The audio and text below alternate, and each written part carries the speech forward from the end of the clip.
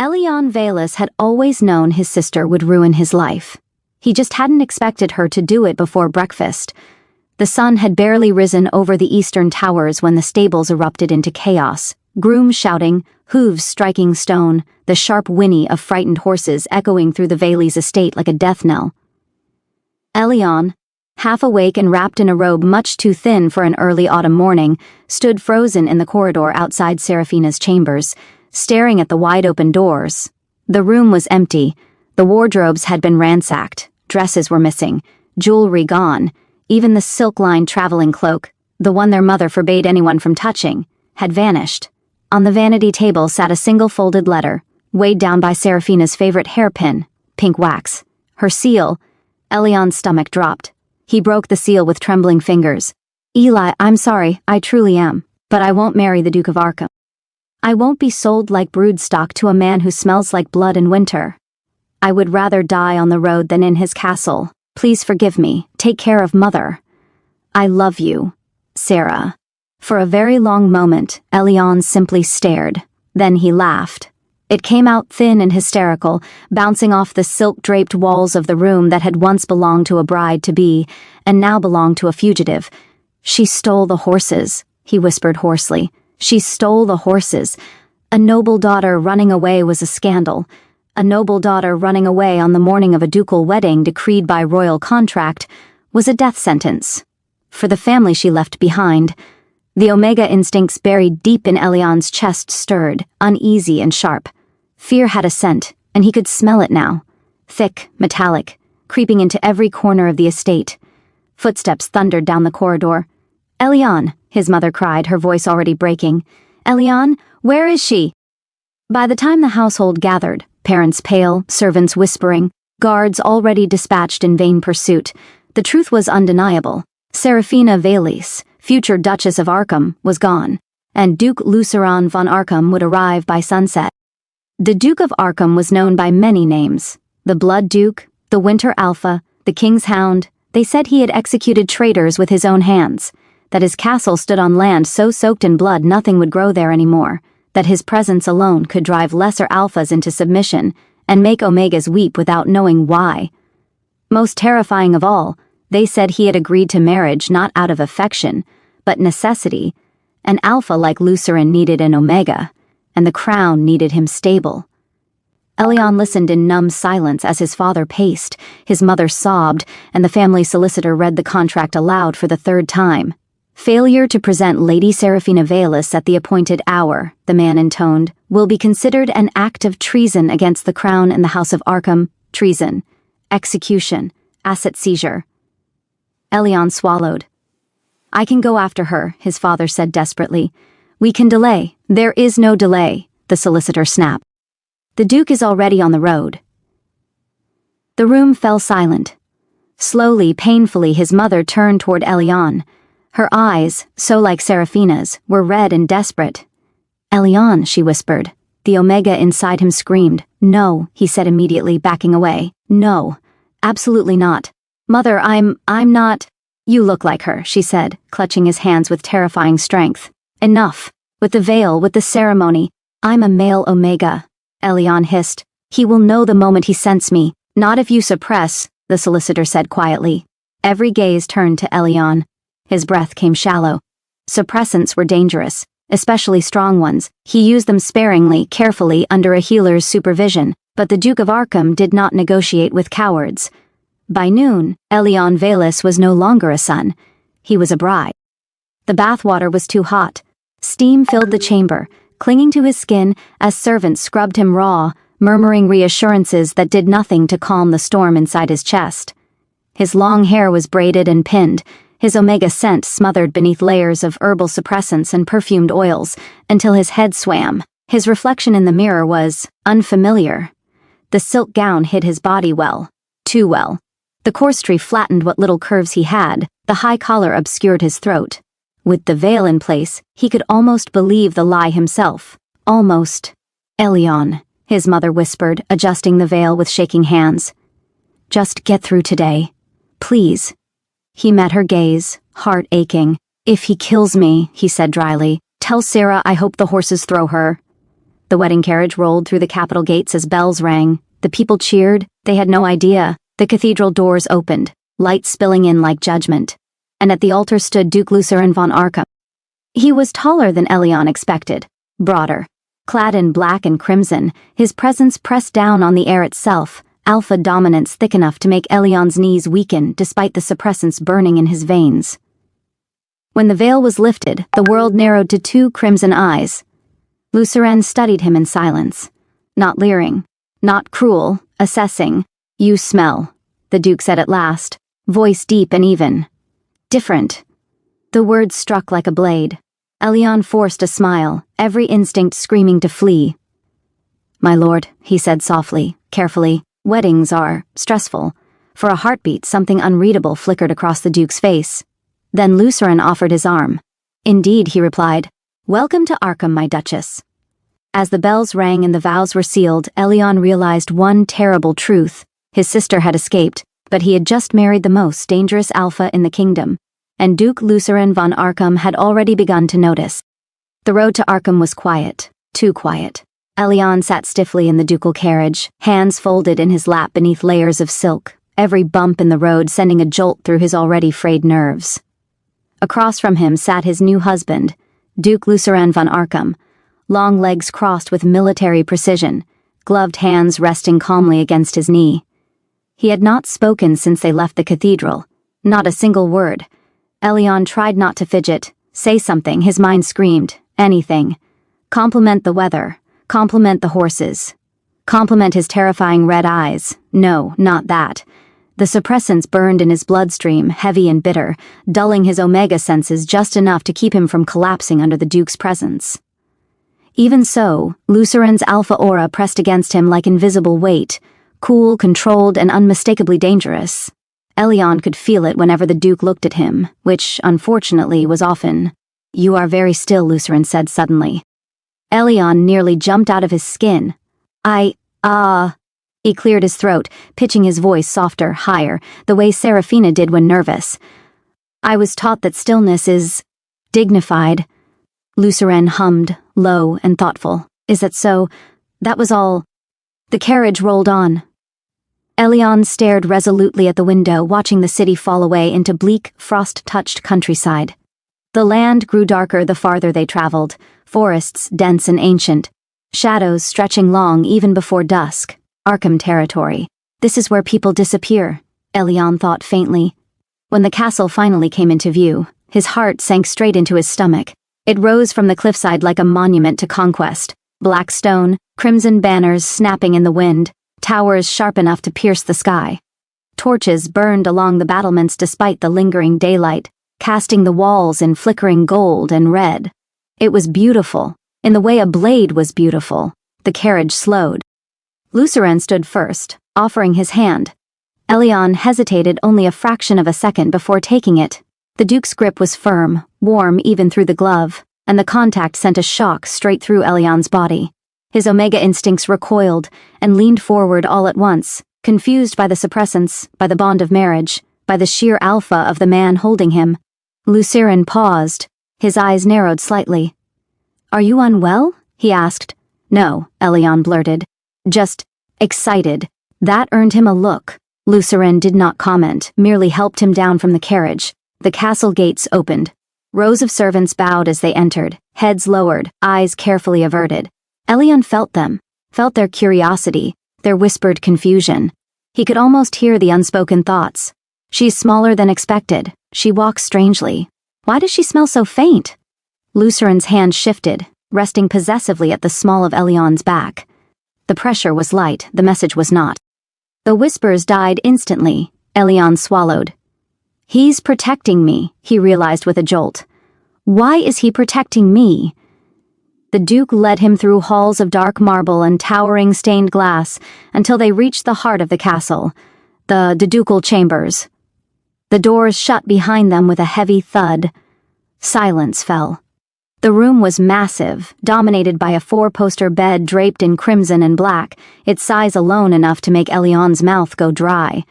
A fire crackled softly in the hearth, casting warm light across shelves of books, weapons mounted on the walls, and a large desk cluttered with documents rather than ornaments. Luceran removed his gloves slowly. Elion's pulse skyrocketed. "This is it," his brain shrieked. "This is where I die." Luceran turned to him. "Sit," he said, gesturing to a chaise near the fire. Elion obeyed instantly. The Duke poured 2 glasses of wine, handing one to him. "For your nerves," Luceran said. "You are shaking." "I always shake," Elion lied, taking a careful sip. Luceran watched him over the rim of his glass. "You are not what I expected," the Duke said calmly. Elion's heart skipped. "I hope that is not a disappointment." Luceran considered this. "My expectations were irrelevant," he replied. "The marriage is a contract. My duty is to ensure your safety and comfort as Duchess of Arkham." "Safety? Comfort? From the Blood Duke?" Elion nodded, unsure what to say. Luceran set his glass down. "There will be no demands tonight," he continued. "You have traveled far. You will rest." Elion blinked.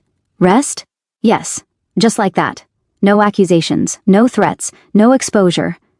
Luceran turned toward the adjoining chamber, pausing only once. "However," he added, voice low, "you should know this."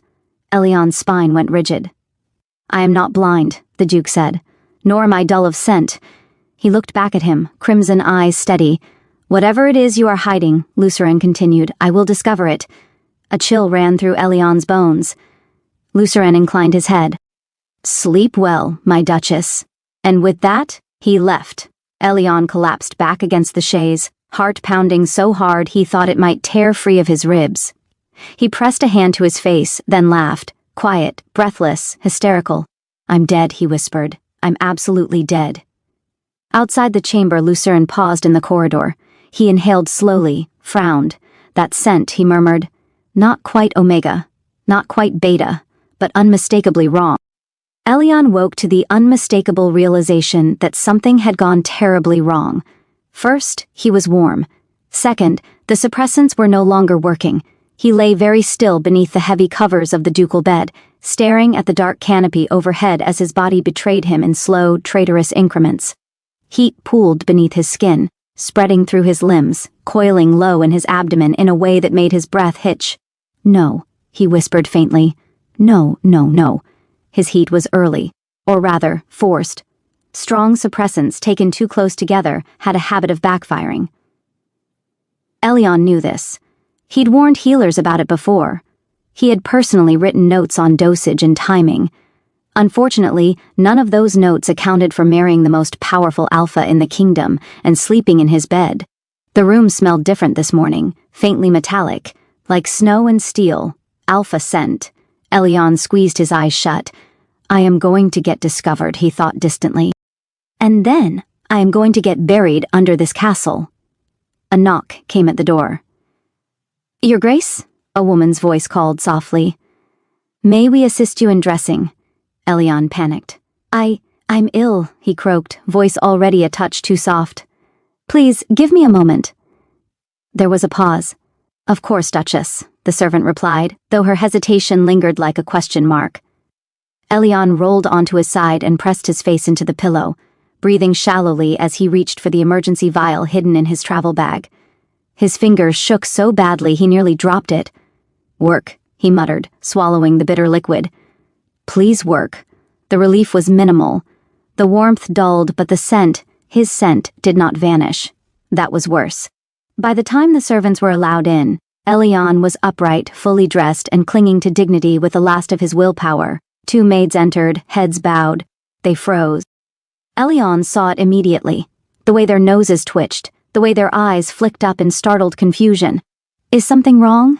he asked, forcing a brittle smile.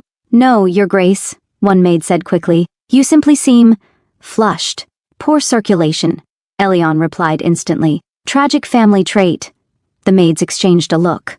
He was not fooling anyone. Breakfast was served in the solar overlooking the cliffside. Luceran was already there.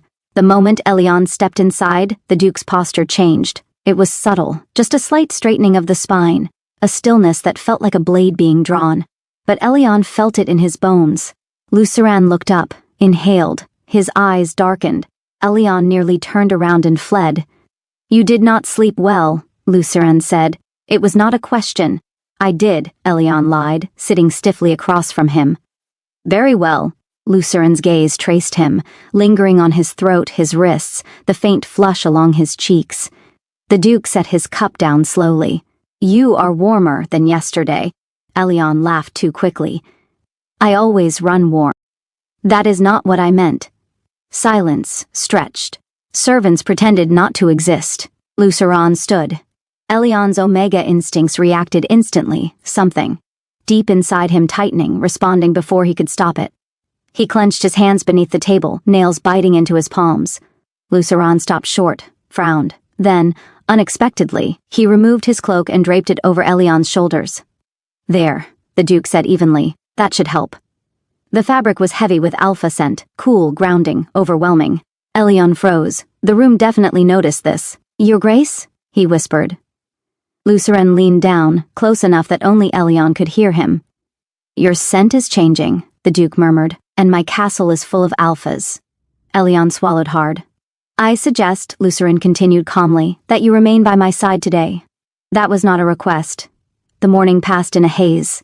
Luceren kept Elion close, too close, a hand at his back, a presence at his side. Anytime another alpha lingered too long, the Duke's gaze sharpened, and the offender mysteriously remembered an urgent task elsewhere. Elion felt like a secret balanced on a knife's edge. By afternoon, his head ached. His body felt heavy, sensitive, like every nerve was awake at once. In the privacy of the Duke's study, Elion finally cracked. My lord, he said quietly, staring at the floor. If, hypothetically, your spouse were unwell, would you be angry? Luceren looked up from his desk. Angry, he repeated. Yes, Elion said faintly. Disappointed. Or offended. Luceren considered him for a long moment. Then he stood and approached slowly. Look at me, he said. Elion did. Luceren's expression was unreadable, but not cruel. My duty, the Duke said, is not to punish weakness. He reached out, hesitated, then rested 2 fingers beneath Elion's chin, lifting his face just enough to meet his gaze. My duty, Luceren continued, voice low, is to protect what is mine. Elion's breath caught. For a heartbeat, neither of them moved. Then Luceren stepped back. You will remain in my chambers tonight, he said. I will have the healer summoned. Elion nodded mutely. As Luceren turned away, Elion pressed a hand to his chest, heart racing. This is bad, he thought. This is very, very bad. And somewhere deep in the Duke of Arkham's instincts, something ancient and possessive had begun to wake. The ducal healer arrived at dusk. This alone was alarming. In Arkham, healers were summoned for 3 reasons: war wounds, poisonings, or heirs. None of those bode well for someone impersonating a noble bride with a failing suppressant cycle. Elion sat rigidly on the edge of the bed in Luceren's chambers, hands folded so tightly in his lap that his fingers had gone numb. The Duke stood nearby, arms crossed, posture deceptively relaxed. He was watching everything. The healer, an older beta woman with sharp eyes and an even sharper nose, bowed deeply. Your Grace, she said to Luceren, then turned to Elion. Your Duchess? Her gaze lingered a fraction too long. Elion smiled weakly. I'm quite all right, he said quickly. Truly, just a bit of fatigue. The healer hummed. That is rarely the whole truth, she approached, setting her bag down with deliberate care. May I? Luceren nodded once. The healer reached for Elion's wrist. The moment her fingers touched his skin, her brow furrowed. Curious, she murmured. Elion's heart slammed against his ribs. Luceren's eyes sharpened instantly. What is curious, the Duke asked calmly, is rarely trivial. Speak, the healer hesitated. Elion's Omega instinct screamed. She knows. Your Grace, the healer said slowly, choosing her words with surgical precision, your Duchess's scent is muted. Luceren's gaze flicked to Elion. Muted was generous. Elion swallowed. I've always been sensitive, he said softly. I take herbal blends to manage it. Herbal blends, the healer repeated. Then she sniffed the air again, more deliberately this time. Her eyes widened, just slightly. Luceren noticed. You are certain of your assessment? He asked. Yes, she said. Though I confess, I have never encountered this exact balance before. Elian's breath came shallow. If she examined him further, checked his glands, his pulse, his hormonal markers. "I'm finished." Luceren stepped forward. "That will be all," he said. The healer blinked. "My lord?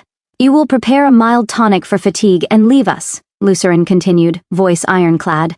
"You will speak of this to no one." A pause. Then the healer bowed deeply. "Of course, Your Grace." She left without another word. The door closed. Silence slammed down like a verdict. Elian stared at the floor, every nerve screaming.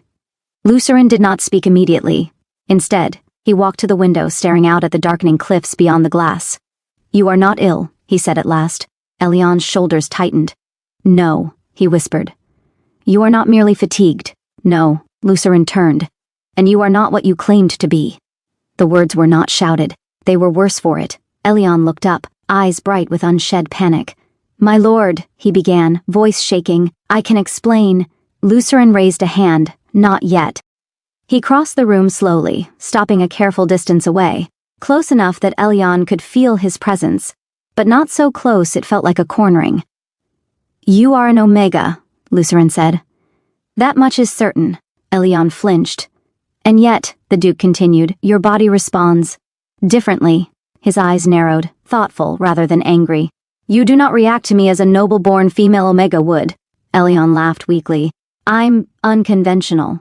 That earned him a faint, incredulous huff. "You suppress heavily," Luceren went on. "Too heavily. Enough to harm yourself." He reached out, then stopped, fingers hovering in the air as if unsure whether he was allowed. "You are afraid," Luceren said quietly. Elian's composure shattered. "Yes," he choked. "I am." The admission hung between them. Luceren exhaled slowly. "Then listen to me," he said. "Whatever secret you are carrying, whatever deception brought you here, I will not expose you tonight." Elian stared at him in disbelief. "You won't? No, why?" Luceren hesitated. "Then honestly because you look like you expect me to kill you." Elian let out a broken laugh that quickly dissolved into something dangerously close to tears. "I thought you would," he admitted. "Everyone says you would." Luceren's jaw tightened. "They say many things," he said. "Most of them are wrong." He straightened. "You will remain in my chambers again tonight," Luceren said. "For your safety." Elian nodded, exhausted. As the Duke turned away, he paused. "One more thing," Luceren added. "Yes?" Luceren did not look at him as he spoke. "If you are running from something," the Duke said, "Arkham is not an easy place to hide." Elian swallowed. "But," Luceren finished quietly, "it is a very difficult place to take something by force." The meaning was clear. Elian was under his protection, whether he deserved it or not.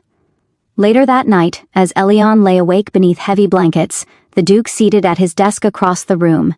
He stared into the darkness and wondered. Had he just survived his most dangerous day? Or had he just stepped into something far more intimate, far more terrifying than exposure? Across the room, Luceren set aside his paperwork. His instincts were no longer whispering, they were watching. Elian learned 3 important facts on the 5th day of his marriage. First, Duke Luceren von Arkham did not sleep much. Second, when he did sleep, it was lightly, like a soldier waiting for an ambush. Third, and most alarming of all, Luceren had begun to rearrange his life around Elian's presence. It started subtly. Breakfast was no longer served in the Solar, but in Luceren's private study, where fewer alphas passed through. Meetings were shortened. Visitors were screened more harshly. When Elian wandered the halls, a shadow, silent, watchful, was always nearby. The Duke, Elian noticed, he just didn't know what to do about it. "You don't have to walk me everywhere," Elian said that afternoon, attempting lightness as they crossed a gallery lined with ancestral portraits. "I promise I won't escape out a window." Luceren did not slow. "That is precisely what a clever person would say," he replied. Elian huffed. "You think I'm clever?" Luceren glanced at him. "Yes." The single word hit harder than expected. Elian looked away quickly, cheeks warming for reasons that had nothing to do with his heat. The problem was this. The more time Luceren spent near him, the harder it became to remember this was all a lie. The Duke spoke to him differently than to anyone else, not with indulgence or dismissal, but with an almost unnerving seriousness, as though Elian's thoughts carried weight simply because they were his. It made Elian reckless. That recklessness was what got him into trouble. The visitor from the capital arrived without warning. Lord Halbrecht of the Royal Council was an alpha of advanced age and sharper instincts than his mild smile suggested. He bowed politely, kissed Elion's gloved hand, and inhaled, just slightly. Elion felt it happen like a blade sliding between his ribs. "How charming," Halbrecht murmured. "The Duchess seems delicate." Lucerin's response was immediate. The air shifted. Elion had felt Lucerin's presence before, but this was different. This was not restrained dominance. This was warning. Lucerin stepped closer, placing a hand at Elion's back. "My spouse is unwell," the Duke said evenly. "Your visit will be brief." Halbrecht chuckled. "So protective already. How refreshing." His gaze lingered too long. Lucerin smiled. It was not a pleasant expression. "I assure you," the Duke said softly, "there is nothing refreshing about how I deal with curiosity." The meeting ended quickly. Too quickly. That night, Lucerin dismissed the servants early. Elion stood awkwardly near the hearth, twisting his fingers together. "That man," Elion said, breaking the silence, "he knows something is wrong." "Yes," Lucerin replied. "You're not angry?" Lucerin turned to face him fully. "No." Elion frowned. "You should be." Lucerin studied him for a long moment. "I was angry," he said finally. At first, Elion's breath hitched, but Lucerin continued, "Anger assumes betrayal." He stepped closer, not crowding, but close enough that Elion could feel the heat of him. "And I no longer believe you came here to deceive me." Elion's chest tightened painfully. "Then what do you think?" he whispered. Lucerin hesitated. "I think," he said slowly, "that you were placed in an impossible position." The words cracked something open inside Elion. He laughed weakly. "That's one way to put it." Silence fell again, but this time it was different. Heavy, intimate. Lucerin reached out. This time he didn't stop himself. His fingers brushed Elion's wrist, gentle, testing. The contact sent a shiver straight through Elion's spine, sharp enough that he sucked in a breath. Lucerin stilled. "May I?" he asked quietly. The question stunned Elion. A duke, an alpha, asking permission. "Yes," Elion whispered, before fear could stop him. Lucerin's fingers closed around his wrist, warm and steady. "You are not reacting incorrectly," Lucerin said, voice low. "You are reacting honestly." Elion swallowed. "I don't know what I'm doing," he admitted. "I never meant for any of this." Lucerin's thumb brushed once, light, grounding. "Neither did I," he said. For a heartbeat, Elion thought, "This is where I confess." But then Lucerin spoke again. "You are safe here," the Duke said, "no matter what name you were born with." Elion froze. Lucerin met his gaze steadily. "I have not confirmed it," he continued, "but I am not blind." Elion's breath trembled. Lucerin did not press. Instead, he released Elion's wrist and stepped back, giving him space that felt almost respectful. "When you are ready," the Duke said, "you will tell me." Elion nodded, heart pounding. That night, alone beneath the covers, Elion stared at the ceiling and realized something terrifying. The Duke of Arkham was no longer his enemy, and if he stayed much longer, he wouldn't want to leave. Elion did not realize he was nesting. At first, it began with small things, harmless things. Rearranging the pillows on the bed so the heavier ones were closer to the headboard. Moving a chair nearer to the hearth because the drafts there felt wrong. Folding blankets and placing them within easy reach, just in case. Just in case of what, he couldn't say. He told himself it was nerves, stress, certainly not instinct. Certainly not the quiet, traitorous part of his Omega that had begun to believe this room, this castle, belonged to him. Lucerin noticed on the third day. He returned from council meetings to find his chambers. Altered, not drastically. Nothing obvious enough for a servant to have remarked upon, but the air felt different, warmer, more contained. The scent had shifted too, faintly sweet beneath the stone and fire, contained. Lucerin paused just inside the doorway. His instincts stirred. Elion looked up from where he sat near the window, a book resting forgotten in his lap. "Oh," he said, "you're back early." Lucerin closed the door behind him slowly. "Yes." His gaze drifted. To the blankets, the chair, the subtle changes that made the room feel less like a fortress and more like a den. "You moved things," Lucerin said. Elion stiffened. Was it wrong?" he asked quickly. "I can put everything back." "No," Luceren said at once. He crossed the room, stopping a careful distance away. It is efficient, he said after a moment. You have improved the heat circulation. Elion blinked. That wasn't intentional. Luceren believed him. That was the troubling part. Elsewhere in the castle, Luceren's agents moved quietly. The Duke did not confront mysteries head-on. He dissected them. The Velas family records were immaculate, too immaculate. Birth dates aligned too neatly. Portraits altered subtly over the years. One heir rarely present in social records, mentioned only in passing. A second child, male, Omega. Luceren stared at the file in silence. Elion Velas, he murmured. The name felt right in his mouth. When he returned to his chambers that evening, Elion was pacing. That council lord, Halbrecht, Elion said anxiously.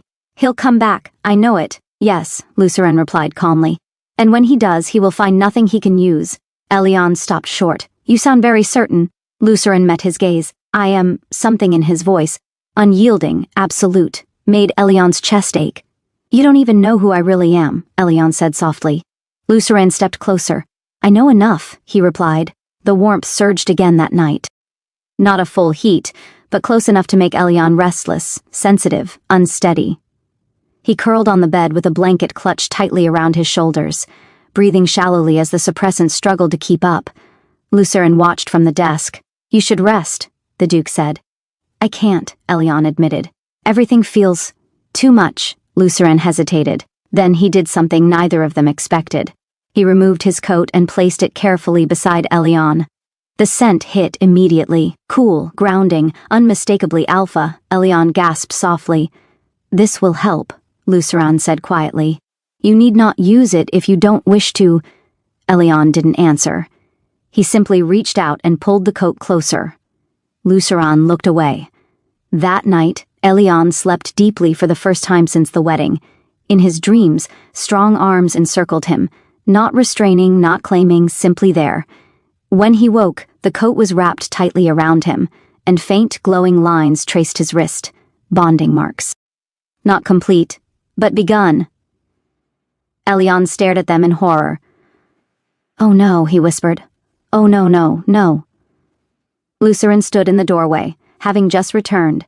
His gaze dropped to Elion's wrist, then to his face, then back again. Silence filled the room. Thick, electric, inevitable. Luceren closed the door behind him. Slowly. We need to talk, the Duke said, not with anger, not with accusation, but with the gravity of a man who had already chosen, and now needed the truth. Luceren did not speak at once, for he closed the door fully, the quiet click of the latch echoing far louder than it should have. Elion sat frozen on the bed, blanket and coat clutched to his chest, eyes fixed on the faint, luminous lines curling around his wrist. Bond marks. Br incomplete, but unmistakable. Elion's breath came in shallow pulls. I didn't mean to, he said quickly, words tumbling over one another. I swear I didn't. I wasn't trying to. This wasn't planned. Luceren raised a hand. Elion fell silent instantly. The Duke crossed the room and stopped a careful distance away, not looming, not retreating. His gaze never left Elion's wrist. That mark, Luceren said evenly, does not form without consent. Elion's heart slammed painfully. I didn't say anything, he whispered. I didn't ask for it. Luceren's voice softened just slightly. Consent is not always spoken. Silence stretched between them. Elion laughed weakly, hysterical at the edges. That's unfortunate. Luceren did not smile. Instead, he knelt. The action shocked Elion so badly he forgot to breathe. Luceren, Duke of Arkham, lowered himself to one knee before him, bringing their eyes level. Look at me, Luceren said quietly. Elion did. Luceren's expression was not angry, nor betrayed. It was intent. You are not my Duchess, Luceren said. Not the one written into the contract. Elion's throat closed. You are not even who the court believes you to be. Luceren reached out slowly, deliberately, and hovered his hand near Elion's wrist without touching. But you are the one my instincts have chosen, he continued. And they do not choose lightly. Elion's eyes burned. You shouldn't want me, he whispered. I lied to you. I stole her place. I was afraid, and you were sacrificed, Luceren cut in calmly. The word hit like a blow. Elion froze. Lucerin's gaze sharpened, not cruelly, but with clarity. You were given no choice, the Duke said. Only consequences. Elion's composure shattered. Yes, he breathed, tears finally spilling over. Yes, I was supposed to disappear quietly, or die quietly, as long as the family survived. Lucerin's jaw tightened. What is your name? He asked. Elion hesitated. This, more than the bond, more than the lie, felt like stepping off a cliff. Elion, he whispered. Elion Velis. Lucerin repeated it softly. Elion. The bond marks pulsed faintly. Lucerin inhaled sharply. There it is, he murmured. That resonance. Elion wiped his eyes hastily. You can still annul it. Expose me. Send me away. Lucerin looked up at him, crimson eyes steady. No. The single word landed like a verdict. No? Elion echoed faintly. Lucerin rose to his feet. You are my spouse, he said. Not because of ink on parchment, but because my body, my instincts, and my will have already made the choice. Elion shook his head in disbelief. You can't just choose me.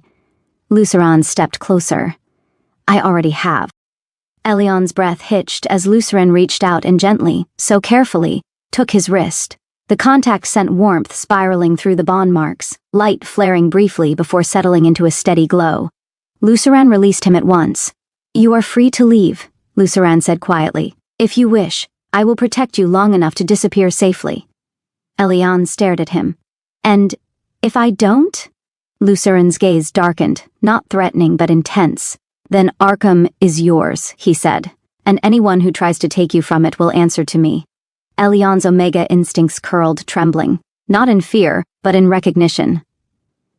You're terrifying, Elion whispered. Lucerin exhaled slowly. So I'm told, Elion laughed shakily.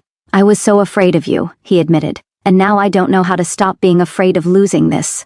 Lucerin did not touch him again, but he bowed his head, just slightly.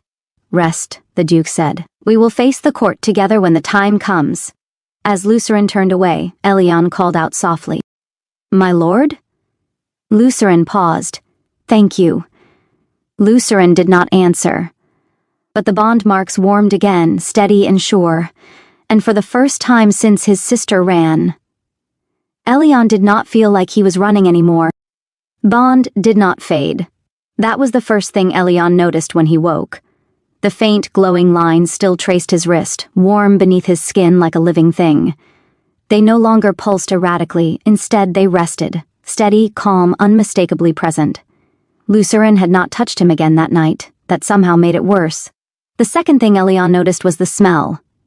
The room carried Lucerin's scent now, clean steel and winter air, layered deliberately over Elion's own.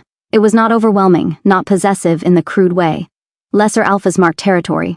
It was protective. Oh no, Elion thought faintly. This is very visible. He dressed slowly, choosing long sleeves without quite knowing why. The servants who entered to assist him were quieter than usual, their movements precise, eyes carefully averted. They knew, or at least they suspected. No one said a word. Breakfast was not private that morning. Lucerin escorted Elion into the high hall for the first time since the wedding. A cavernous space of banners, stone, and power. Nobles lined the long table, conversation already murmuring as they rose to bow. Then they scented the air. Elion felt it happen like a ripple through water. Heads lifted. Eyes narrowed. A dozen alphas inhaled at once, and stiffened. Lucerin's hand settled at Elion's lower back, not tightly, just enough. The room went very, very still. Elion's heart hammered. He kept his chin lifted, posture elegant, hands folded, every lesson drilled into him since childhood rising to the surface. He walked as if he belonged here, because Lucerin walked like he expected him to. They took their seats at the head of the table. The murmurs resumed, quieter now, sharper. A bond, someone whispered. So soon? That's not the Duchess's original scent. Isn't it incomplete? Lucerin poured Elion tea himself. That alone silenced half the room. You need not attend council today, Lucerin said calmly, as though this were a casual suggestion. Elion blinked. I don't. No, Lucerin replied. But you will. The corner of his mouth twitched, almost a smile. Elion exhaled shakily. You're cruel. Lucerin leaned closer, voice pitched low, only to those who deserve it. Council was worse. The chamber was smaller, tighter, packed with high-ranking nobles and military commanders, most of them alphas, all of them dangerous in their own way. Elion felt every gaze like a blade. Lord Halbrecht was there, his eyes fixed immediately on Elion's wrist. "How fascinating," Halbrecht said mildly. "Your Grace, I hadn't heard the congratulations were in order." Lucerin did not look at him. "My marriage was sealed days ago," the Duke said evenly. Halbrecht smiled thinly. "I meant the bond." Silence crashed down. Elion's instinct screamed. Lucerin turned at last. "The bond," he said, "is none of your concern." Halbrecht raised a brow. "Incomplete bonds can be unstable." Lucerin's presence expanded. The temperature in the room seemed to drop. "Then you should be grateful," Lucerin said softly, "that its completion is at my discretion." No one spoke. Halbrecht cleared his throat. "Of course. Forgive my curiosity." Lucerin did not forgive him. After the council dispersed, Elion's legs finally gave out. He sat heavily on a bench in the corridor outside, head spinning. "I'm not built for politics," he muttered. "I prefer libraries and not being dissected by predators." Lucerin stood before him. "You did well," he said. Elion looked up, startled. "I didn't say anything." "Exactly." Lucerin removed his gloves slowly. Then, without ceremony, he knelt again, not as dramatically this time. Not for confession, for adjustment. He tugged Elion's sleeve down just enough to conceal the bond marks. "There," Lucerin said quietly. "Until we decide otherwise." Elion swallowed. "You keep saying we." Lucerin looked up at him. "That is how marriage works," he said. The simplicity of it stole Elion's breath. That evening, alone again in the ducal chambers, Elion stood by the window overlooking the cliffs. The sea below churned dark and endless. "I think they'll try to take me," he said quietly. Lucerin stood behind him, not touching, but close. "They will try," Lucerin agreed. "And you?" Lucerin's answer came without hesitation. "I do not lose what is mine." Elion turned. "That sounds possessive." Lucerin met his gaze steadily. "It is loyal." The bond warmed, just a little. Outside the castle, ravens took flight, and in the capital rumors began to sharpen into something far more dangerous than suspicion. The letter arrived at dawn.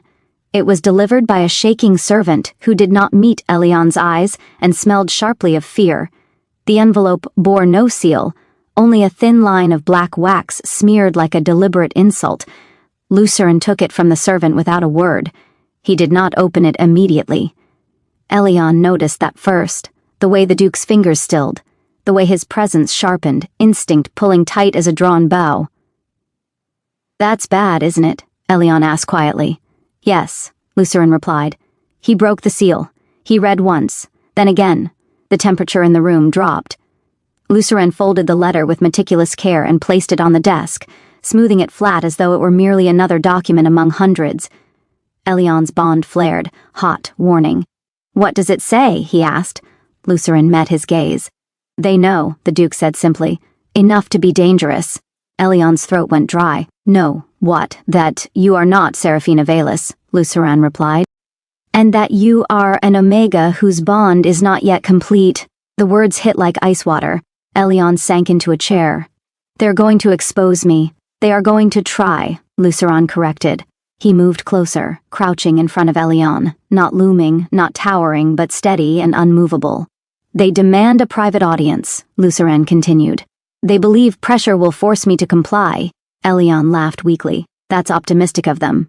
Lucerin's mouth curved faintly. "They have misjudged me. The audience took place at noon. Lucerin insisted Elion remain in his chambers, guarded by no fewer than 4 elite sentinels. Elion protested, pacing like a caged animal. "I won't hide," he snapped.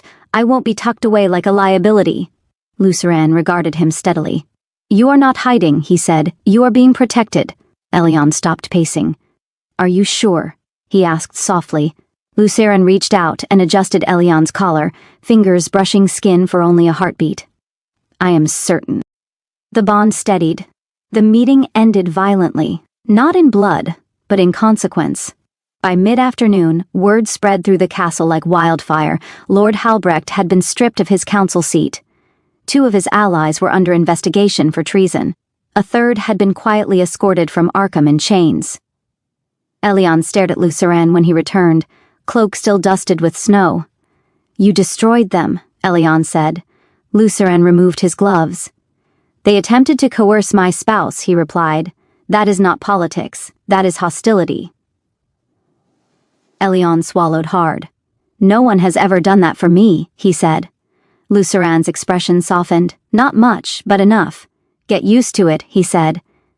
That night, Elion couldn't sleep. The reality had finally sunk in. This wasn't pretense anymore. This wasn't survival by deception. This was power, and it was his, whether he was ready for it or not. He slipped out onto the balcony, wrapping a blanket around himself as cold air rushed up from the cliffs below. The sea roared, endless and dark. Luceren joined him moments later. They won't stop, Elion said quietly. They'll come for you next. Luceren rested his forearms against the stone railing. Let them, he said. Elion turned to him, eyes bright. They could take everything from you. Luceren looked at him then. Really looked. They already tried, he said, and failed. The bond between them warmed, spreading slowly, surely. Elion hesitated. If this continues, he said, the bond will complete. Luceren nodded once. Yes, and if it does, there's no going back. Luceren's gaze did not waver. There is no going back now. Silence stretched, heavy, charged, intimate. Elion exhaled shakily. I'm afraid, he admitted. Luceren stepped closer, not touching. So am I, he said quietly. But fear is not regret. Elion laughed softly. You really are terrifying. Luceren allowed himself the ghost of a smile. And you, he replied, are far more dangerous than you realize. Far away, beyond Arkham's borders, a lone rider crossed the snow-covered road toward the capital. She carried a familiar face, and a name that was about to tear the court apart. Serafina Velis arrived at court dressed for forgiveness. She wore pale blue, soft, innocent, nostalgic. Her hair was braided the way their mother used to do it when she wanted Serafina to look younger than she was. Dust clung to the hem of her traveling cloak, artfully placed, as though she had walked a long road fueled by regret and bravery rather than calculation. The court murmured when she stepped into the Hall of Banners. Elion heard it before he saw her. A ripple, a gasp, a name spoken in disbelief. Lady Velis? Elion's hand tightened around the arm of his chair. Luceren felt it instantly. He did not look at Serafina. He looked at Elion. Do you want to leave? The Duke asked quietly. Elion shook his head, even as his chest ached. No, he said. I want to see this. Serafina advanced alone, eyes shining, posture perfect. Your Grace, she said, bowing low to Luceren. Then, turning, she froze. Her gaze locked onto Elion. Shock flickered across her face, then fear. Then something colder. Elion, she whispered. The court inhaled as one. Luceren stood. The sound echoed like a gavel. This audience was not requested, the Duke said calmly. Explain your presence. Serafina swallowed, gathering herself. I was afraid, she said, voice trembling just enough. I made a terrible mistake. I fled because I believed the rumors, because I thought I would die here. Her gaze slid, briefly, to Elion's wrist. The bond marks were hidden, but the scent was not. And now, Serafina continued, I have returned to take responsibility for what is mine. Silence crashed down. Elion rose to his feet. Yours? He repeated softly. Serafina flinched, but pressed on. The marriage contract was written in my name, she said. I am the rightful Duchess of Arkham. Whispers exploded. Luceren did not raise his voice. No, he said. The single word cut through the hull. Serafina turned to him. Desperate. My lord, please. I know I was wrong, but I am here now. The deception was not committed by you alone, Luceren interrupted, but you will not finish that sentence. He turned to the assembled court. Elion Velis is my spouse, Luceren said evenly. Chosen, bonded, acknowledged, gasps rang out. Serafina stared at Elion in horror. You're an Omega, she breathed. They'll destroy you. Elion met her gaze steadily. You already tried, Serafina's face twisted. I ran so you wouldn't have to, she hissed under her breath. You always liked playing the martyr. Elion laughed, soft, tired, real. No, he said, I liked surviving. Luceren stepped forward then. The air bent around him. "The contract will be amended," he said. "The crown will be informed. Any who challenge this will answer to Arkham." Seraphina shook her head wildly. "You can't just choose him. He's not meant for this." Lucerin's gaze turned lethal. "He is exactly meant for this," the Duke said. "Because he stood where you ran." The bond flared, warm, certain.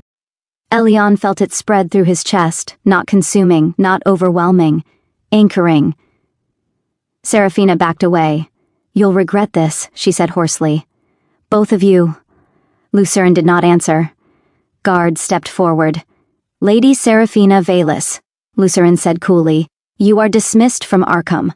You will leave by sunset." Seraphina's eyes burned into Elion one last time. Then she turned and fled. The hall erupted. Elion stood shaking. Lucerin placed a hand at his back, solid, unmistakable. "You chose me," Elion whispered. Lucerin leaned close enough that only he could hear. "I chose you days ago," he said. "Today, I made sure everyone else knew it." That night, alone again in the ducal chambers, Elion sat on the bed, staring at his wrist. The bond marks glowed brighter than ever before. "They're going to push back," Elion said quietly. "Harder than before." Lucerin removed his cloak and set it aside. "Yes," he agreed. "And the bond will complete," Lucerin finished. "If you wish it." Elion looked up at him, heart pounding. "And if I do?" Lucerin knelt before him, steady, reverent. "Then there will be no power in this kingdom that can unmake you." Elion laughed softly, tears in his eyes. "For someone called the Blood Duke," he said, "you're very bad at being cruel." Lucerin reached out, thumb brushing Elion's knuckles, light, careful. "I was cruel," he said, "until you—" Outside, the bells of Arkham rang, slow and deliberate, not for a wedding, but for a declaration. Seraphina Velis did not leave Arkham quietly. She left burning. The carriage wheels rattled violently against the frozen road as the castle gates vanished behind her, but her hands were steady in her lap. Too steady. Her nails bit into her gloves, tearing delicate seams as her breath came fast and shallow. "It should have been mine," the thought repeated like a curse. The power, the protection, the devotion in the Duke's eyes, all hers. Until it wasn't. She had run because she was afraid. She had returned because she was furious. "Elion," she whispered, the name tasting wrong on her tongue. "You were never supposed to win." She remembered him as he'd always been. Quiet, clever, easily overlooked. The one who stayed behind to smooth things over when she caused trouble. The one who listened. The one who endured. He was supposed to disappear, she thought savagely. Not take my place. Seraphina clenched her jaw. She had seen the way Lucerin looked at him. Not tolerance, not obligation, choice. And that was unforgivable. Back in Arkham, Elion felt the aftershocks of Seraphina's departure like a bruise blooming beneath the skin. The court had dispersed, but the tension lingered.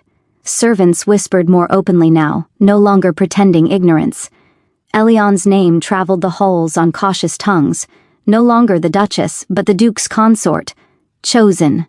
Elion sat in Lucerin's study, staring at nothing. "I thought I'd feel victorious," he admitted quietly.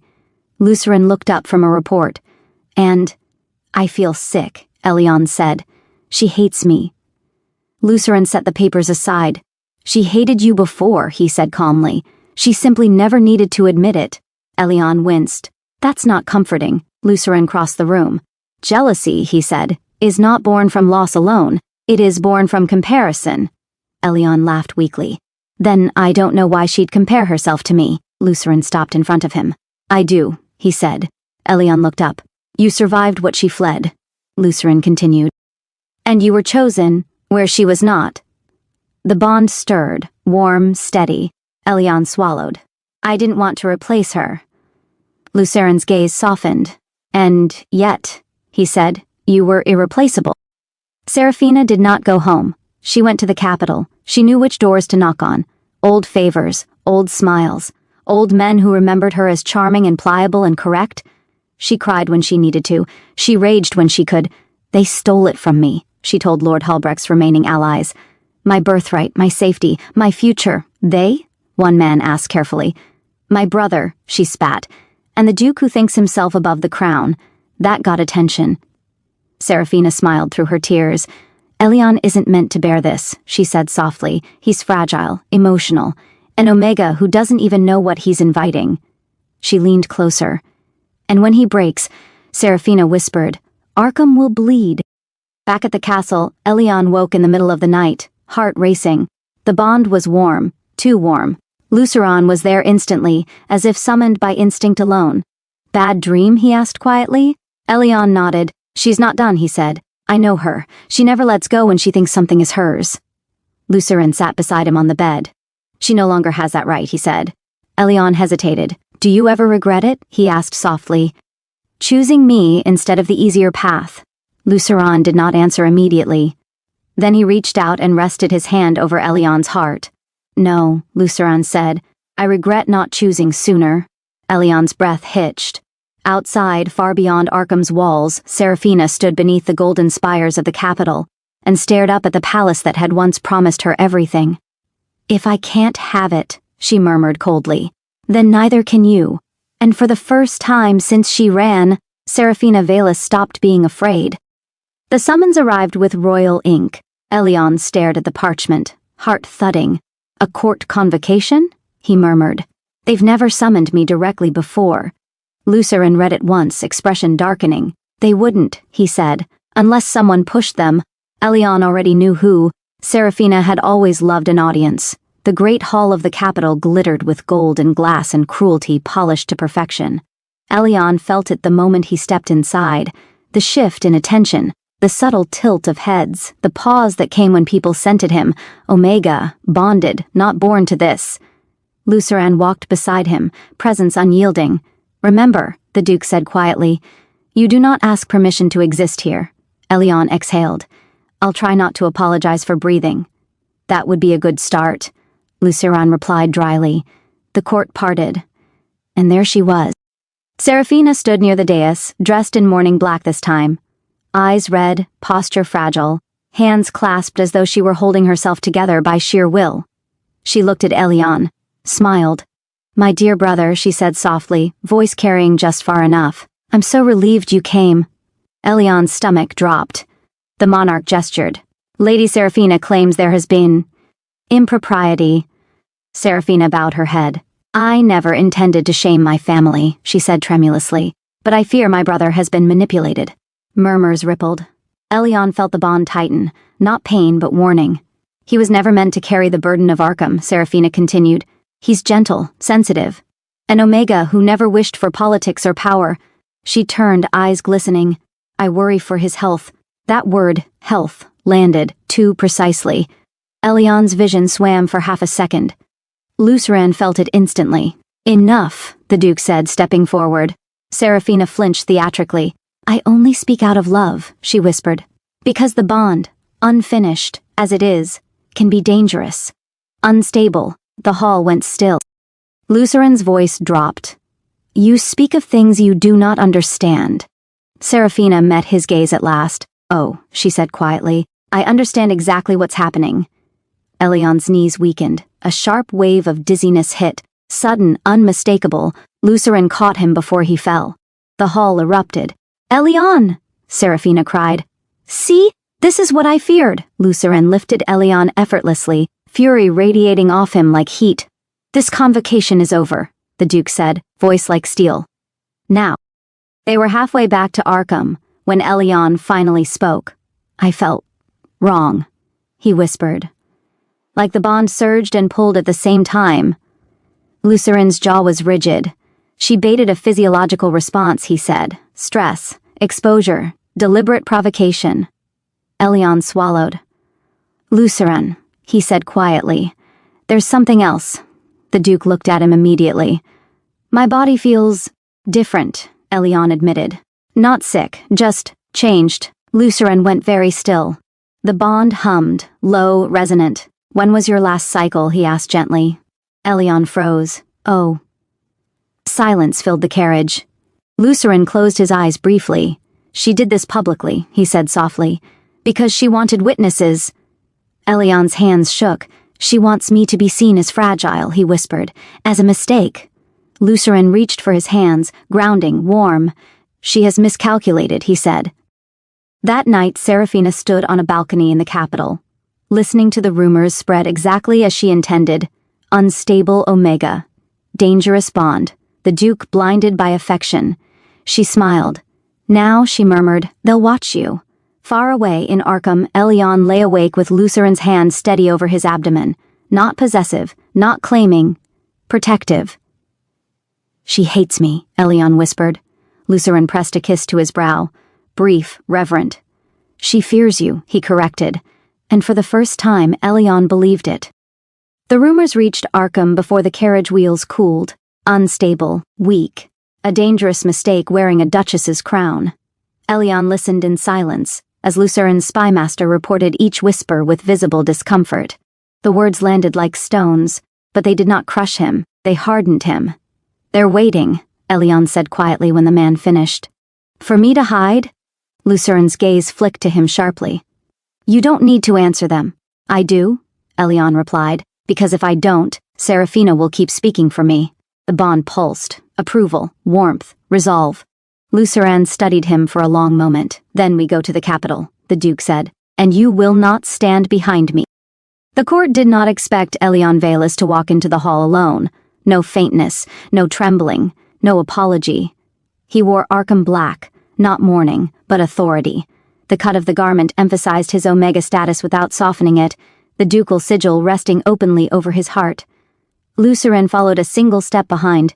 Equal, not guardian, not handler. Serafina was already there. She turned when the doors opened, and for the first time since her return, her composure cracked. Elion met her gaze calmly. Sister, he said. You look disappointed. Murmurs spread. Serafina recovered quickly, lips curling into something like fondness. I was worried you wouldn't come, she said. You've always hated confrontation. Elion smiled faintly. I hated being talked over, he corrected. The monarch gestured. This assembly concerns the stability of Arkham's leadership. Elion stepped forward before Lucerin could speak. Then allow me to address it, he said. The hall stilled. Serafina's nails dug into her palms. I am an Omega, Elion continued, voice steady. Yes, I am bonded to the Duke of Arkham. Yes, and I did not arrive here by accident or manipulation. He turned, slowly, letting the court see him. I stayed when my sister fled, he said calmly. I negotiated when others threatened. I learned the weight of this land while being told I did not deserve to stand on it. Serafina shook her head. You're lying, she snapped. You don't even know what this bond is doing to you. Elion looked at her then, really looked. I know exactly what it's doing, he said. It's showing me who never believed I could survive without them. The bond flared, warm, anchoring, protective. Lucerin felt it, and so did the court. Several nobles went pale as the air itself seemed to press down. Serafina laughed sharply, hysteria cracking through. They'll discard you, she hissed. When you fail. When your body betrays you. Elion didn't flinch. Maybe, he said. But at least I didn't abandon someone else to take my place. The hall erupted. Serafina lunged forward. And that was when the crossbow bolt flew. Chaos exploded. Lucerin moved faster than thought, pulling Elion back as the bolt shattered against stone where his heart had been a second earlier. Guards surged, nobles screamed. Serafina froze. Too frozen. Lucerin's gaze snapped to her, cold, lethal. She knew, the Duke said quietly. Serafina's face drained of color. I didn't, she stammered, then stopped. Her eyes went to Elion's abdomen. Understanding dawned, and twisted into something ugly. Oh, she whispered. So that's why. Elion's hand rested there instinctively. The bond surged violently, protective, furious. You would have let me die, Elion said softly. Serafina's smile was broken, desperate. I would have taken everything back, she replied. Guards seized her. As she was dragged away, she screamed, not in fear but hatred. You don't deserve what you're becoming. Elion watched her go, heart pounding but steady. Lucerin turned to the court, voice ringing. This is what desperation looks like, he said, and this is Arkham's answer to it. Later, in the quiet of their chambers, Elion finally let his knees give out. Lucerin caught him immediately. I felt it, Elion whispered. The bond, it locked. Just for a moment. Lucerin pressed his forehead to Elion's. She tried to break you. he murmured. Instead, she sealed you. Elion laughed weakly through tears. She hates me. Lucerin held him closer. No, he said. She hates that you survived, and that the world chose you. Far below Arkham's cliffs, the sea roared, and in the capital's deepest cells, Seraphina Valus finally understood. She had not been replaced. She had been outgrown. Arkham slept under a veil of mist. The sea below the cliffs roared as it always had, but inside the ducal chambers, the world had narrowed to candlelight and breath, and the steady presence of two people who had survived something sharp. Elion sat on the edge of the bed, fingers twisting in the fabric of his sleeve. The adrenaline had faded. What remained was the weight. Lucerin knelt in front of him, not out of ceremony, not dominance, but instinct, as though this was simply where he belonged in this moment. You don't have to be strong right now, the Duke said quietly. Elion laughed softly. I don't think I have any idea how not to be. Lucerin reached up and carefully took Elion's hands, prying his fingers loose one by one. Then, let me hold it for you, he said. Something inside Elion cracked. He leaned forward, forehead resting against Lucerin's shoulder, breath shuddering out of him. Lucerin wrapped his arms around him, not tight, not possessive, just steady, certain. They stayed like that for a long time. I thought, Elion murmured, voice muffled, that if she hated me enough, it meant I'd done something unforgivable. Lucerin's hand moved slowly up and down his back. No, he said. It means you stopped belonging to her. Elion swallowed. I was so afraid, he admitted. Not of dying, of being wrong, of proving everyone right. Lucerin tilted his head, resting his cheek against Elion's hair. You stood in front of a hall that wanted you small, he said, and you spoke anyway. Elion pulled back just enough to look at him. I learned that from you. Lucerin's expression softened, unguarded in a way only Elion ever saw. Then I learned it from you first, he replied. They rose together, unhurried. Lucerin helped Elion out of his outer layers with careful hands, as if each clasp undone was a promise, rather than a task. When Elion finally lay back against the pillows, Lucerin joined him, not looming, not overwhelming, close. Their foreheads touched. The bond hummed between them, not urgent, not demanding, warm, deep, like something settling into place. It changed, Elion whispered. Lucerin nodded. Yes, it doesn't feel frightening anymore. Lucerin brushed his thumb along Elion's cheek, reverent. That's because it isn't pulling, he said. It's holding. Elion's eyes burned. I didn't know love could feel like this, he said. Quiet. Like being allowed to exist. Lucerin pressed a kiss to his brow, then another, lower, to his temple. I will never ask you to be anything else, he murmured. Not stronger, not braver, not smaller. Elion let out a shaky breath. And if the world keeps pushing? He asked. Lucerin's arms tightened, just a little. Then it will have to push through me, he said simply. Elion smiled, soft, real. I think, he said slowly, I'm finally starting to believe that. Lucerin rested a hand over Elion's abdomen, not claiming, acknowledging. The bond glowed warmly in response. Whatever was coming, it was theirs, together. Outside, the bells of Arkham rang midnight. Not in warning, not in celebration, but in quiet witness to a truth that no one could unmake. The night lingered. Neither of them slept. Elion lay on his side, watching the candlelight flicker across Lucerin's profile, the sharp lines softened by quiet, by the absence of armor and audience. The Duke's eyes were closed, but his breathing told Elion he was awake. You're thinking too loudly, Lucerin murmured. Elion smiled faintly. I don't know how to stop. Lucerin opened his eyes and turned toward him. The space between them felt smaller now, charged but not tense, like a held breath that wasn't afraid of being released. You don't have to, Lucerin said. I'm listening. Elion hesitated. I keep expecting the moment where this all disappears, he admitted, where I wake up and realize I imagined being chosen. Lucerin's brow furrowed. That won't happen, he said firmly. Elion searched his face. How do you know? Lucerin reached out slowly, giving Elion time to pull away. He didn't. Lucerin's fingers brushed Elion's cheek, warm, grounding. Because I am not imagining you, Lucerin said. And I do not dream with my hands. Elion's breath caught. The bond stirred, not flaring, not rushing, just present, like a quiet witness. "I've been careful," Elion whispered, "all my life. Careful not to want too much." Luceren leaned closer, not yet touching. "You are allowed to want me," he said. The words settled deep. Elion's heart pounded, not with fear, but recognition.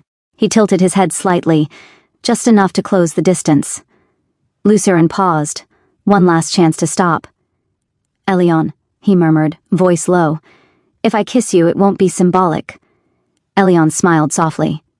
"I know." So Luceren kissed him. It was slow, careful, a kiss that asked before it answered. Luceren's lips were warm, steady, pressing against Elion's with a tenderness that made his chest ache. No urgency, no claiming, just the quiet certainty of this is real. Elion melted into it, fingers curling into Luceren's sleeve, grounding himself in the weight of him, the truth of him. When they parted, their foreheads rested together. Elion laughed softly, breathless. "That's much worse than imagining." Luceren smiled, small, genuine. "I warned you," he said. The bond glowed, deep and resonant, not sealed, not finished, but undeniably moving towards something permanent. Luceren brushed his thumb beneath Elion's eye, wiping away a tear Elion hadn't noticed falling. "You don't have to rush," Luceren said. "We'll take this at your pace." Elion nodded. Then leaned in again, this time without hesitation. The second kiss was warmer, more certain, a promise spoken without words. Outside, Arkham stood silent and watchful. And inside its highest tower, two people chose each other, not because they had to, but because they wanted to. The second kiss didn't end quickly. It lingered, unhurried, unafraid, until Elion forgot to be careful and simply let himself lean in. Luceren's hand slid from his cheek to his waist, steadying him, anchoring him as if to say, "I've got you." "Always." Elion's breath trembled. "This is new for me," he whispered, forehead resting against Luceren's, "wanting something without wondering what it will cost." Luceren's voice was low, reverent. "Then let it cost nothing tonight." He guided Elion back against the pillows, movement slow and deliberate, giving him space to stop, space he didn't take. The candlelight softened everything, turning shadows gentle instead of sharp. They undressed each other not with hunger but with care. Each layer removed felt like permission. Elion's hands shook when they finally rested against Luceren's chest, feeling the steady beat beneath his palm. "You're real," Elion murmured, half in disbelief. Luceren smiled faintly. "I was hoping you'd notice." They came together again, kisses deeper now, warmer, filled with the kind of trust that made Elion's chest ache. Luceren moved as though every touch mattered, as though this wasn't conquest but connection. When Luceren finally rested his forehead against Elion's, breath mingling, the bond surged, no longer pulling, no longer questioning. Just there, whole, held. Elion clung to him as the world narrowed to warmth and heartbeat, and the certainty that he was not alone, had never truly been, not since Luceren chose him. They stayed like that long after, limbs tangled, the storm outside Arkham nothing compared to the quiet that settled between them. Luceren brushed his thumb in slow circles against Elion's back. "You were safe," he murmured. Elion smiled sleepily, eyes heavy. "I know," he said. "That's why I could let go." The candle burned low. And in the hush of the room, something irrevocable had been shared. Not just bodies, but trust and choice, and the promise of a future neither of them had believed they were allowed to want. Elion woke to warmth, not the heavy, fevered heat he'd feared all his life, but something steady, comforting. An arm around his waist, a solid presence at his back. Luceren's breathing slow and even, close enough that Elion could feel it without needing to move. For a moment, Elion stayed perfectly still. "This is real," he told himself. The bond answered softly, like a hum beneath his skin. "Real, here, safe." Luceren stirred, fingers flexing slightly where they rested against Elion's side, instinctively pulling him closer before he was fully awake. "You're staring," Luceren murmured, voice rough with sleep. Elion smiled. "You noticed with your eyes closed." Luceren opened one eye. "I notice everything about you." Elion laughed quietly, warmth spreading through his chest. He turned carefully so they were face to face, close enough that he could see the faint scar near Luceran's brow, one he'd never noticed before. "You stayed," Elion said softly. Luceran's expression gentle. "I had no intention of leaving," he replied. Sunlight crept through the curtains, painting the room gold. For the first time since coming to Arkham, Elion felt no urgency to rise, no need to brace himself for the day, just being. Luceran reached up, brushing Elion's hair back with uncharacteristic laziness. "How do you feel?" he asked, quieter now, careful. Elion considered it. "Different," he said, "but not broken, not overwhelmed." He hesitated, then added, "Not alone." Luceran leaned in and pressed a slow kiss to Elion's forehead. "That," he said, "was my greatest hope." Elion's hand drifted down, instinctive, protective, resting over his abdomen. The bond pulsed warmly in response, deeper than before, settled. Luceran noticed immediately. "Something's changed," he said, not alarmed, just attentive. Elion nodded.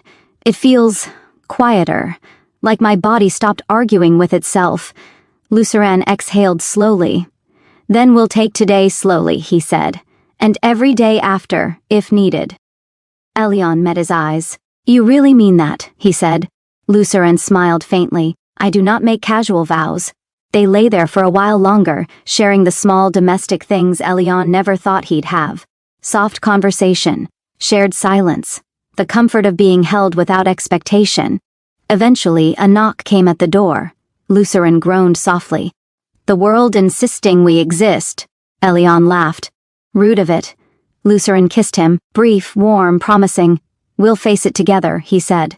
As they rose, Elion caught his reflection in the mirror. He looked the same, and entirely different. No longer a substitute, no longer someone surviving in another's shadow. He was chosen. And as Luceran's hand found his again, natural, unquestioned, Elion realized something else, something quietly powerful. For the first time in his life, the future didn't feel like a threat. It felt like an invitation. Arkham did not exist in isolation. Elion realized that the morning the gates opened to 3 banners he did not recognize. Crimson and silver, ivory with a sunburst, deep green edged in gold. Luceran stood beside him on the balcony overlooking the courtyard, expression unreadable. "You were frowning," Elion observed. "I dislike surprises that arrive with escorts," Luceran replied. Below, riders dismounted with practiced efficiency. At their center walked a woman in a structured riding coat, her posture sharp, her eyes sharper. "That," Luceran said, "is Marquess Elise Corvarin." Elion tilted his head. "She looks like she bites." Luceran allowed the barest hint of a smile. "She does." Politically, the doors boomed open soon after. Marquess Corvarin did not bow deeply, only enough to be correct. "Duke Luceran," she said.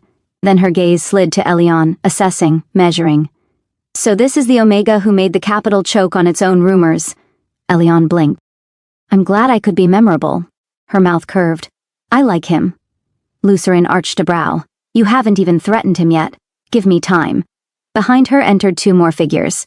The first was a tall beta man with scholar's robes beneath his cloak, his expression thoughtful and perpetually tired. "High Archivist Renaud Vire," Luceran said quietly to Elion. "Keeper of bloodline law." That made Elion's spine straighten. And last, a young alpha, barely older than Elion, eyes sharp with something like resentment, barely masked by politeness. "My nephew," Marquess Corvarin said smoothly. "Lord Cassian Corvarin." Cassian bowed, but his gaze lingered on Elion, cool and curious. "So," Cassian said lightly, "you're the one everyone's arguing about." Elion smiled back, just as lightly. "I find it saves time." The meeting that followed was illuminating. Archivist Vire laid scrolls across the table, fingers stained with ink and history. "Unfinished bonds tied to ducal lines," he said, "have legal and biological implications." Luceran stiffened.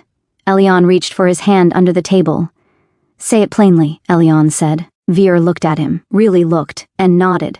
"If your bond completes," he said, "Arkham's succession laws will change. Permanently." Silence fell. Marquess Corvarin leaned back, intrigued. "Which means," she said slowly, "every faction with an opinion about Arkham will suddenly care very deeply about the Duke's Omega," Cassian scoffed. "Or about replacing him, Lucerin's gaze turned glacial. Cassian swallowed. And shut up. Elion exhaled. So Seraphina wasn't the end of it. No, Vyre said gently. She was the spark. Marquis Corvarin smiled without humor. And sparks start fires. That evening, Elion wandered the eastern gallery, thoughts heavy. He didn't hear Cassian approach until the Alpha spoke. You don't look how I expected, Cassian said. Elion turned. Disappointing? Cassian hesitated. Confusing, Elion nodded. That seems to be my effect. Cassian crossed his arms. People think you're fragile. Elion met his gaze evenly. People thought the sea was flat once, too. Cassian laughed despite himself, then sobered. They won't stop, he said. Not the court, not the crown. Elion's hand drifted unconsciously to his abdomen. I know, he said quietly, but neither will I. Cassian studied him for a long moment, then bowed, properly this time. I think, he said, you're going to change things. That night, Luceron found Elion watching the stars. They're circling, Elion said softly. All of them. Luceron slipped an arm around him. Let them, he said. We are not prey. Elion leaned into him, the bond warm and steady. Somewhere in the capital, Seraphina listened as new names replaced hers in whispered conversations. And across the kingdom, pieces shifted, alliances forming, eyes turning toward Arkham. The game had grown larger, and Elion Valus was no longer a substitute piece. He was the center of the board. House Theris announced itself with drums. They arrived at Arkham under banners the color of old wine and iron, an insult disguised as tradition. Their delegation numbered too many for courtesy and too few for peace. Elion watched from the high windows as they entered the courtyard. They came armed, he said quietly. Lucerin's jaw tightened. They came daring me to object. At their head rode Duchess Merwen Theres, an alpha with a reputation sharpened on border wars and broken treaties. She dismounted without waiting for permission, eyes already lifted to Arkham's towers. She thinks this is a challenge, Elion murmured. Lucerin glanced at him. It is. The confrontation did not wait for formality. Merwen Theres strode into the Hall of Stone with the confidence of someone accustomed to being feared. She bowed to Lucerin, brief, exact, and then turned her gaze to Elion. So, she said, the Omega. The word landed deliberately. Elion felt the room tense. Luceron stepped forward. Merwen raised a hand. I'm not speaking to you, Duke. I'm speaking to the variable. The bond flared. Hot, offended. Elion inhaled. Then he stepped forward.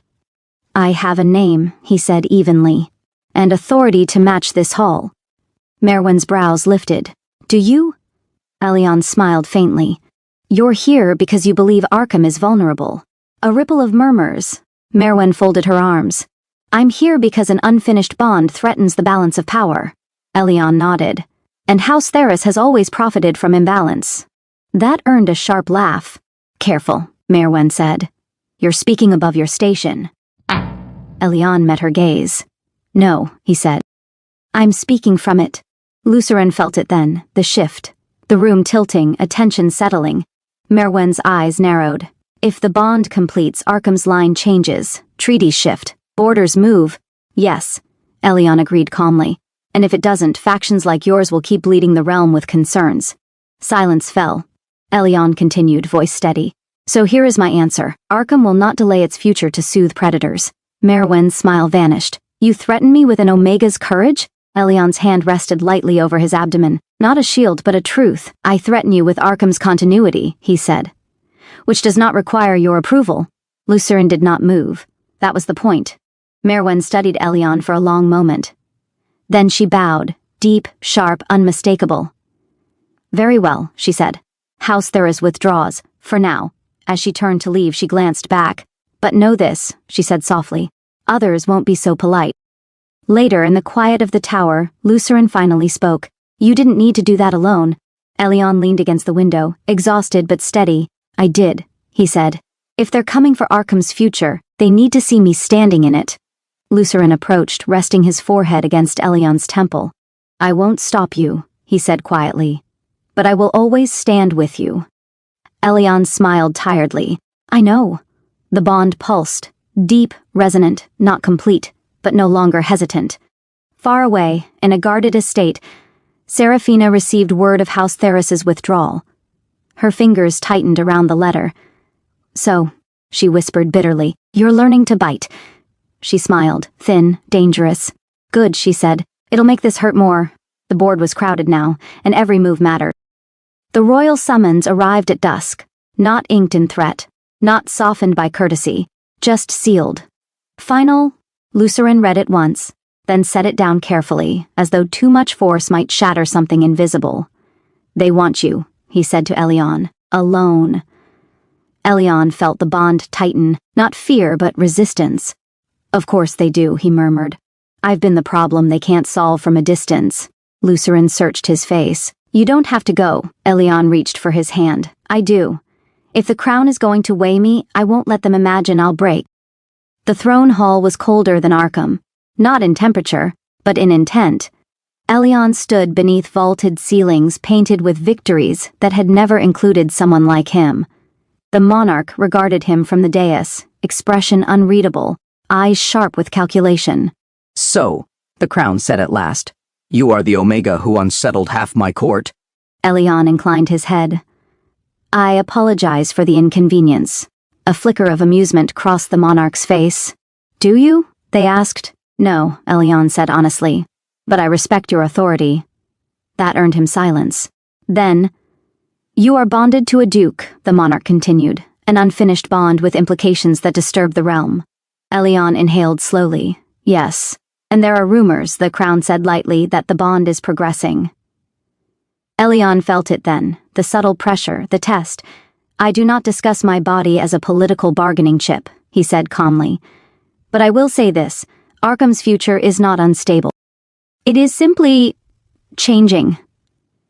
The monarch leaned forward. Change frightens people, they said. Elion met their gaze. So does honesty, he replied. A long pause. Then the crown laughed, soft, surprised.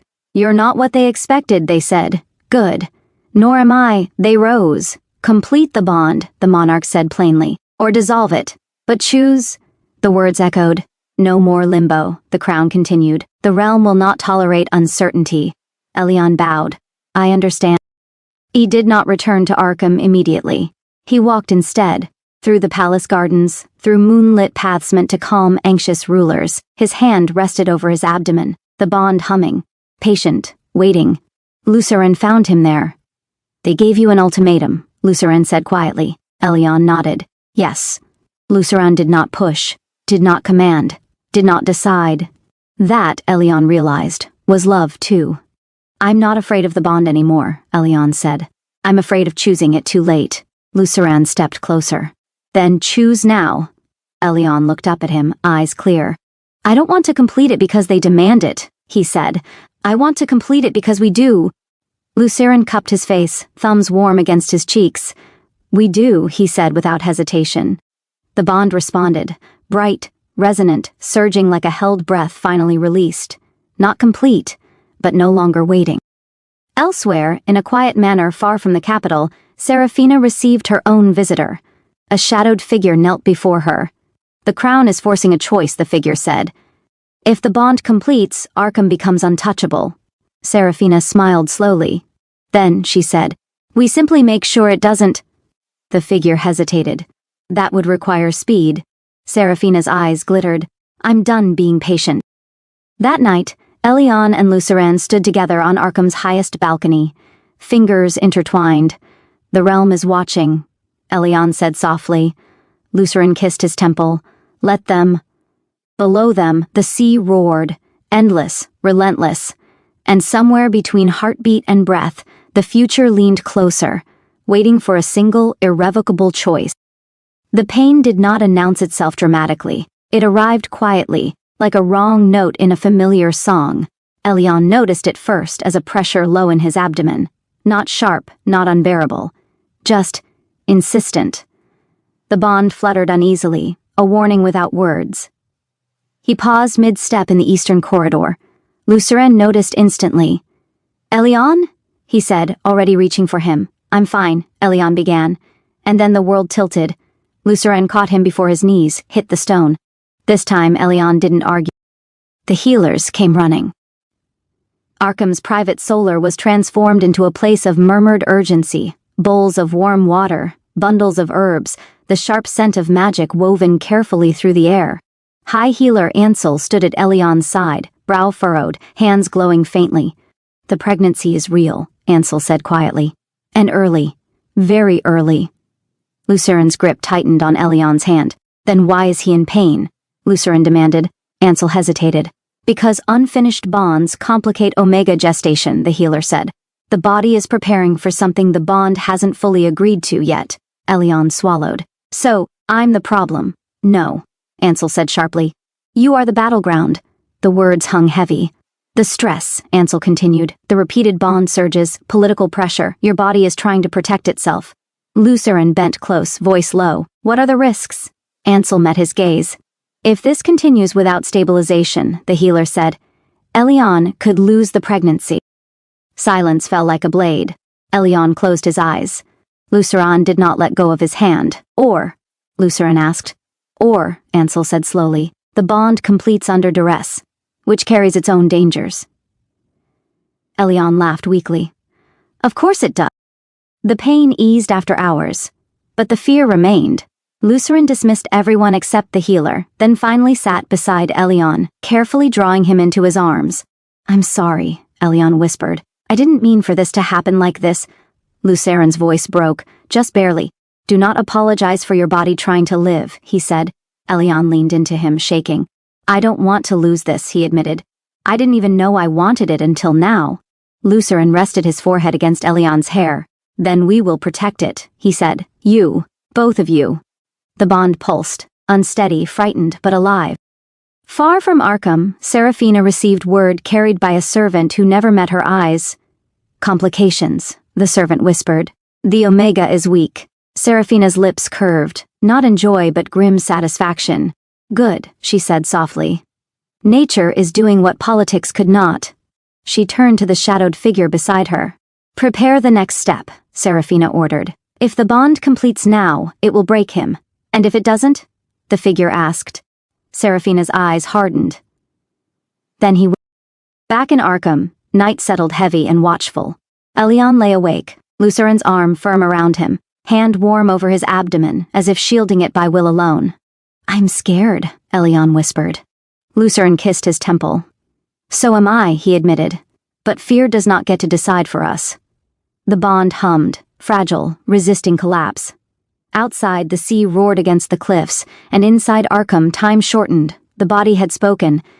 Now the heart and the bond would have to answer. The healers worked through the night, not frantically, carefully. Elion lay propped against pillows, Lucerin seated beside him, one hand never leaving his, the other resting warm and steady over Elion's abdomen as if his will alone could hold everything together. High Healer Ansel finally straightened, exhaustion lining his face. "We've slowed the crisis," he said, "but this cannot remain unresolved." Lucerin's voice was quiet. "Say what must be said." Ansel looked at Elion. "The bond must stabilize," the healer said, "not under pressure, not under fear, but by consent. Or the strain will return." Elion closed his eyes. "All this time," he whispered, "everyone's been telling me when I must choose." Lucerin leaned closer. "Then don't choose for them." Elion opened his eyes and looked at him. Not desperate. Not frightened. Certain. "I'm ready," Elion said. "Not because the crown demanded it, not because Seraphina tried to break me, but because I want this life." The bond stirred, not violently, gently. Ansel nodded. "Then we begin, slowly." The ritual was nothing like the stories. No blood, no spectacle. Just candlelight, quiet words, and the grounding presence of the one Elion had already chosen 1,000 times in smaller ways. Lucerin held Elion as the magic settled, not claiming, not dominating, anchoring. The bond flowed between them like a tide finally finding its shore, warm, complete, unquestioned. Elion exhaled. A long, steady breath he felt he'd been holding for years. The pain eased, the panic dissolved. Something inside him clicked into place. Ansel smiled faintly. "It's done." Lucerin bowed his head, pressing it briefly to Elion's shoulder. "You stayed," Elion whispered. Lucerin laughed softly. "I always do."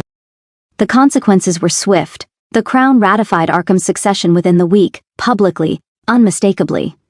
Archivist Vyer's seal burned bright on the decree, ending all legal debate. House Theris withdrew entirely.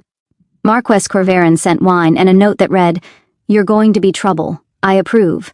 And Seraphina's last gambit failed quietly. The shadowed ally she trusted sold her out for leniency. Her involvement in destabilization efforts was laid bare before the Crown, her name stripped of protection. She was not executed. She was forgotten. Exile. Far from power, far from the stage she craved. When Elion heard, he felt nothing, and realized that was freedom. Spring came to Arkham slowly. Elion stood once more on the high balcony, Lucerin beside him, sea wind tugging at their cloaks. "I used to think surviving was enough," Elion said softly. Lucerin glanced at him. "And now?" "Now I want to live," Elion replied, openly, honestly. "With you," Lucerin took his hand, fingers interlacing naturally. "You have Arkham," he said. "You have me." Elion smiled, soft, real, unafraid. "And," he added quietly, "we have time." The bond pulsed, steady, whole. Below them, the bells of Arkham rang again. This time not in warning, not in defiance, but in welcome. Labor began at dawn. Not dramatic, not sudden.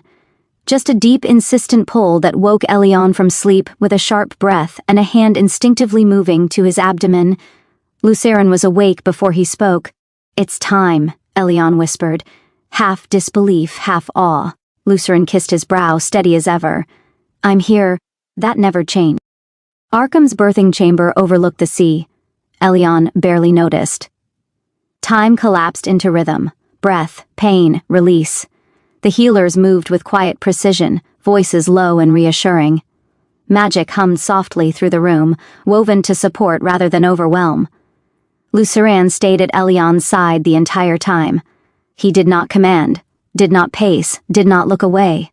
He held Elion's hand, murmured encouragement, anchored him when fear spiked and exhaustion threatened to swallow him whole. "You're doing this," Lucerin said steadily. "You are doing so well." Elion laughed weakly through clenched teeth. "You, better, mean that." Lucerin smiled, eyes bright with something dangerously close to tears. "I have never meant anything more." When the final moment came, it was not triumphant. It was raw, and then, a cry. Thin, sharp, alive. Elion sobbed. Lucerin went very still. The healer smiled. "An alpha," she said softly. "Strong." Another wave followed, shorter, harder. And then, a second cry. Softer. Curious. A beta. The healer added. "Healthy." Silence fell, not empty, but stunned. Elion lay back against the pillows, shaking, tears slipping down his temples. "There's two," he whispered. Lucerin laughed once, broken, breathless, and pressed his forehead to Elion's. "Yes," he said hoarsely, "there are two." They were placed in Elion's arms one at a time, so small, so warm, so impossibly real. Elion stared at them like he was afraid they might vanish if he blinked. "I didn't know," he murmured. "I didn't know I could make something like this." Lucerin wrapped his arms around all of them, careful, reverent. "You didn't make them alone," he said quietly, "but you carried them. You endured." The alpha child gripped Elion's finger with surprising strength. The beta yawned, unimpressed by the world. Elion laughed softly through tears. "They already have personalities." Lucerin kissed Elion's temple. "They already have you." News spread, not as scandal, not as rumor, as fact. Arkham had heirs, not symbols, not weapons, children. The court reacted with something close to wonder. Marquess Corvarin sent gifts and a note. Twins? Of course you would overachieve. Archivist Vyer wept openly upon recording their names. The Crown sent no gifts. Only a letter. "The future is secured." Lucerin burned it without comment. Weeks later, spring fully claimed Arkham. Elion sat in the garden, wrapped in a light blanket, one child sleeping against his chest, the other cradled in Lucerin's arms. "I used to think being born an Omega meant my life would always be decided for me," Elion said quietly. Lucerin watched the children breathe. "And now?" Elion smiled. "Now I know it meant I was meant to bring something new into the world," he said. Not quietly, not gently. But completely? Luceren leaned in and kissed him, soft, familiar, full of everything they had survived. You changed Arkham, Luceren said. Elion shook his head, smiling. No, he said. We did. The children stirred, the bond pulsed, steady, full, alive, and for the first time in a very long history of blood and fear and power. Arkham's future was held not in steel, but in arms that knew how to love. Epilogue. The twins were 6 months old when the first sign appeared, not in prophecy, not in politics, in silence. Elion noticed it during the early hours of morning, when Arkham slept and the sea below breathed slow and deep. The alpha child, Aurelian, usually stirred at dawn, restless and loud. The beta, Cell, preferred to wake later, eyes bright and observant. That morning neither cried. Elion frowned, shifting carefully in bed. Luceren stirred beside him. What is it? They're too quiet, Elion murmured. Luceren sat up instantly. They found the twins awake, but utterly still, eyes open, gazes unfocused. Between them, the bond pulsed, hard, not warm, calling. Luceren froze. That's not normal, he said softly. Before Elion could respond, the windows rattled, not violently, but as if something vast had passed too close to Arkham's wards. Then, Aurelian laughed. Not a baby's laugh, something older, something knowing. Cell turned his head slowly and looked directly at Elion. And smiled. The healers found nothing wrong. The mages were baffled. The wards showed no breach. Yet Archivist Vire arrived unannounced before sunset, robes unfastened, hair loose, an unmistakable sign of alarm. I was not meant to read this yet, Vire said, placing a sealed text on the table. The archive rejects early access unless circumstances demand it. Luceren's jaw tightened. And do they? Vire broke the seal. The parchment was ancient, older than Arkham, older than the crown itself. The first Omega Duke to carry twins, Vire read slowly, marks the return of divided inheritance. Elion's breath caught. Divided how? Vire looked up. Power, the archivist said, not land. Luceren stood abruptly. Explain. One child bound to rule, Vire said, the other bound to unmake.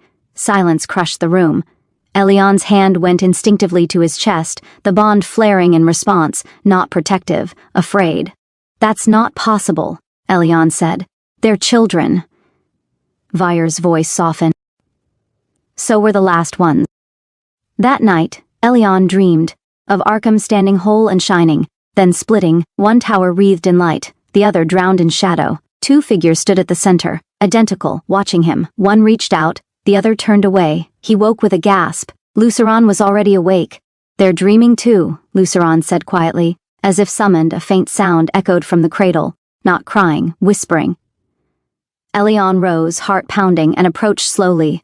Aurelian slept peacefully.